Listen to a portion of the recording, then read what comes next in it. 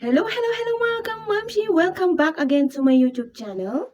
For today's video tutorial tayo, ang ituturo ko po sa inyo kung paano ba natin gawing magiging dalawa ang ating messenger app. So, para po to sa hindi pa po nakakaalam, ayan, sana po ay pakiclick na rin po ang subscribe button at notification bell para lagi kayong updated sa mga ina-upload kong panibagong video mga kamamshi. So, ito po ay maganda po ito sa dalawa po yung account sa messenger. So, mga kamamshi, stay put lang po kayo dyan at keep on watching. Let's go!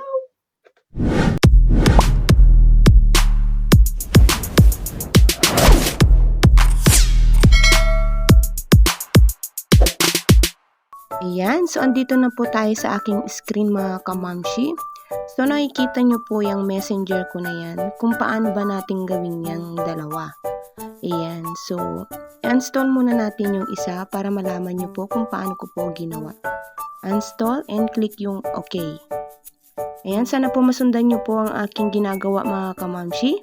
So punta lamang po tayo sa settings. Back and settings. So, hindi ko po alam sa mga ibang cellphone kung may mga ganitong settings apps na nakalagay. So, pagkatapos niyan ay punta lamang po tayo sa apps management. I-click po natin yan.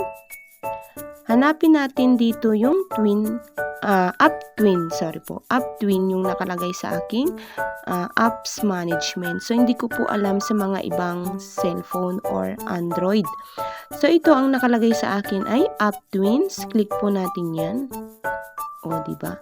So, meron pa po yung mga iba-ibang apps din. Pwede din po yung Facebook, WhatsApp, at saka yung mga iba pang mga apps. So, pwede din pong magiging dalawa.